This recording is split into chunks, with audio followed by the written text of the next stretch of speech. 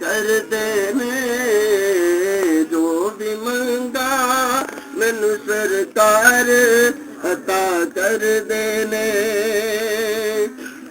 हर इज्जतां दा सदा उन्हां दे गल विच रहना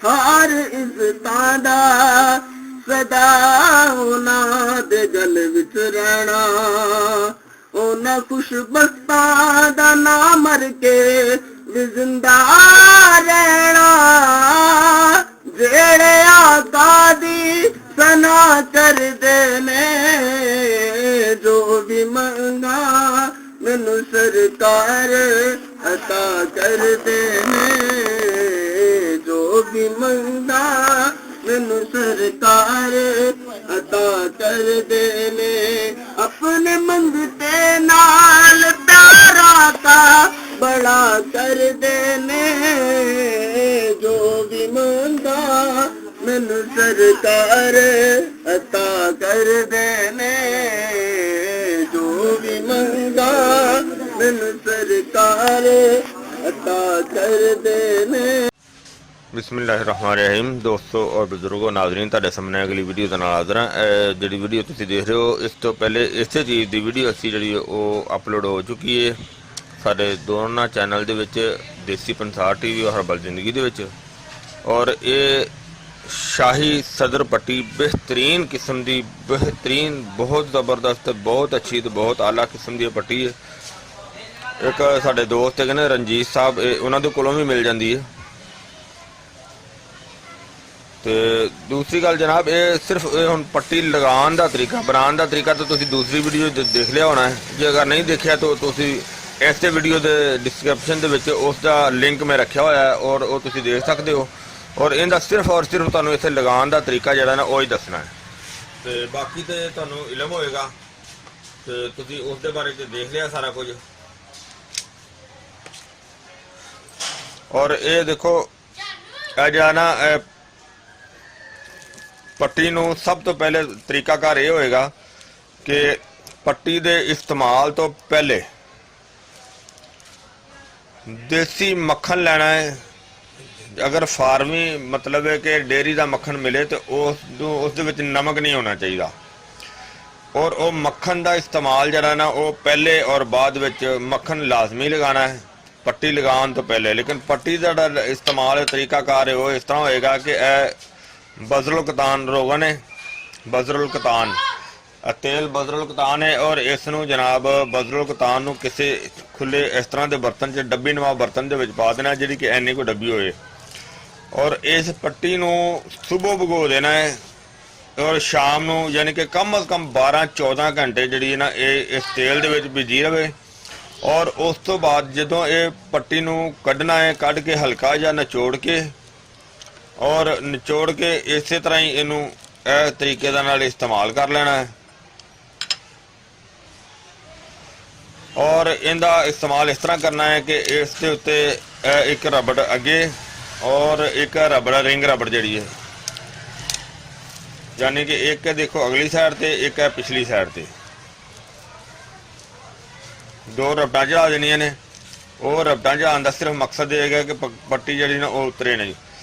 और इस सब तो मेन गल एक तुहानूं मैं दसदा जावां कि जिहड़े नीचे कपूरियां दा हिस्सा है, खस्सियां दा हिस्सा है, सब तो पहले उस दे उत्ते टिशू वगैरह लपेट के और टिशू तो इलावा उत्ते छापर लपेट के, ताकि यह पट्टी का जोड़ जिहड़ा होएगा ये इहदे नाल अटैच नहीं होना चाहिए।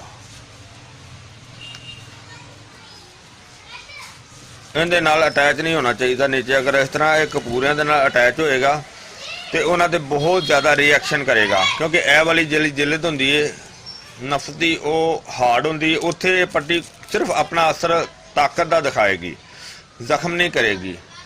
और एक किनारा जड़ा होंदा है सपारू के हिस्से का हल्की जी इत्थे खराश करेगी। और नीचे जड़ा हिस्सा है खसीए का होएगा उन्होंने बचाना है अच्छी तरह। पहले उन्होंने अच्छी तरह लपेट के उत्ते टिशू लैके और उत्ते जनाब टेप चढ़ा छापर लगा के टेप चढ़ा लेनी है। इस वजह तो कि वो फिर मुश्किल यानी कि परेशानी ना बने इत्थे रिएक्शन ना करे, जख्म ना बने, वरना इहदे ते बहुत ज़्यादा रकम जरा ना कोई जख्म इधर हो जाएगा। और इत्थे कुछ नहीं करेगा, इत्थे बेहतरीन फ़ायदा देगा।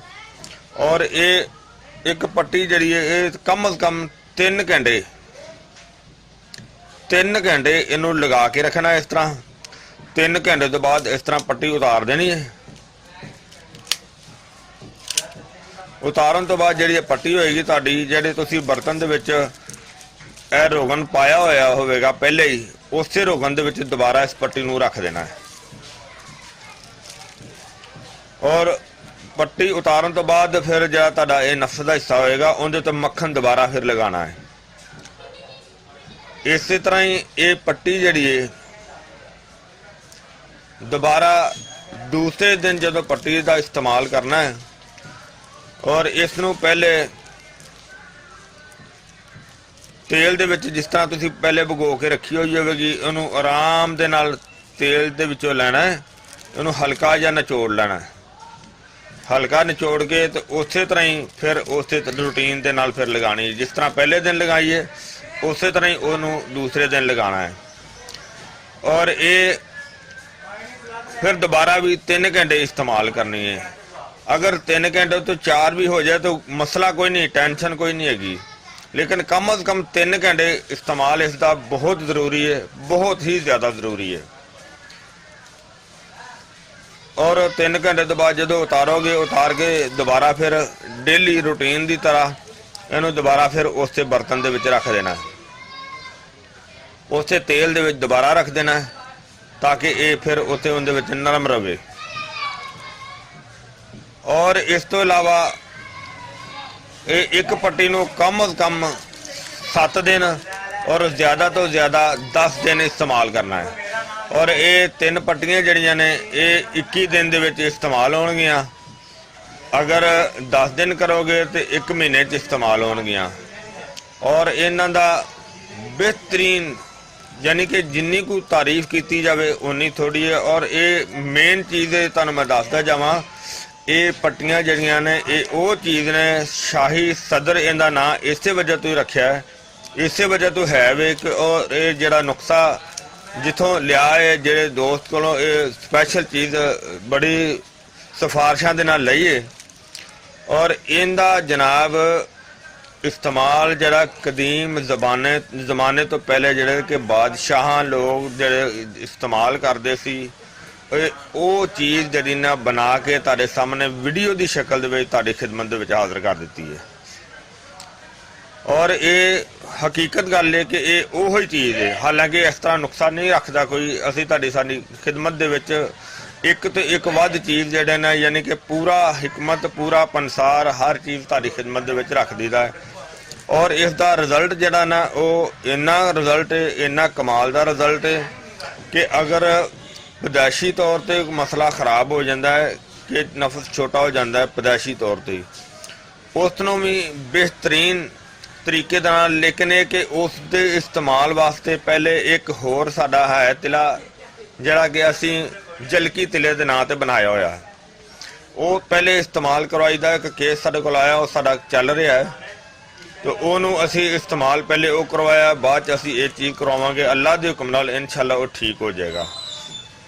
और दूसरा ये चीज़ हुंदी है कि अगर कसरत दे नाल जमा करन दे नाल ये चीज़ अगर बन जाती है कि नफस सुकड़ जाता है, जड़ा कि उन्दियां वेना डड हो जांदियां ने, वेना खराब हो जांदियां ने, जिहड़ी भी उहदे च प्रॉब्लम आ जाती है अल्लाह दे हुक्म नाल इंशाअल्लाह वो ठीक हो जाती है। और दूसरा ये कि किसी किस्म की जिहड़ी सुस्ती वो इंशाअल्लाह उहदे नाल नहीं रहेगी।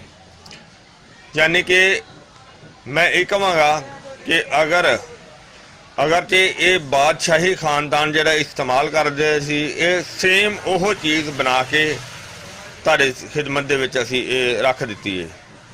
और ये जिस दोस्त नूं जरूरत होवे उहनूं मिल भी जाएगी। जिस तरह तुहाडी स्क्रीन दे उत्ते देखो साडा नंबर जिहड़ा ना वो आ रहा है, और वो नंबर दे विच तुहानूं जनाब वो राबता करन दे नाल ये चीज़ मिल जाएगी। लेकिन इसका जिहड़ा रिजल्ट है मैं फिर तुहानूं दसदा जावां कि अगर दूसरी गल ये दसन लग्या था कि अगर एक अजकल एक बीमारी बहुत ज़्यादा है कि जिहड़ी हैंड प्रैक्टिस की, और हैंड प्रैक्टिस की वजह तो अजकल के जिहड़े मुंडे ने अपनी जिंदगी खराब कर लेंदे ने, और जिंदगी खराब करके फिर सारी जिंदगी रोंदे ने। उन्हां दे वास्ते भी बेहतरीन ये चीज़ है कि जिहड़ी जिंदगी दे हर मोड़ दे काम आने वाली चीज़ है। फिर तीसरी ये चीज़ दसदा जावां कि जिहड़ा अगर बेशक 70-80 साल का बंदा क्यों ना होवे, उस दे वास्ते भी कमाल चीज़ है। यानी कि उम्र दे हर हिस्से वास्ते ये बेहतरीन ते कमाल की चीज़ है, और बहुत ज़्यादा और बहुत ज़बरदस्त रिजल्ट रखने वाली है, और देर बाद तक रिजल्ट रखने वाली है। और इनका एक ये सब तो वड्डा ये चीज़ है कि इनू तुसी जदों इस्तेमाल करोगे तो वो फर्ज किता अगर 70 साल की उम्र भी है तो तुहानू जिहड़ी कि 15-16 साल 18 साल की जिहड़ी जिंदगी है वो तुहानू इंशाअल्लाह इसका इस्तेमाल जड़ा ना वो तुहानू वो चीज़ नज़र आएगी जिस तरह के 15-18-20 साल की उम्र तक होंदी है।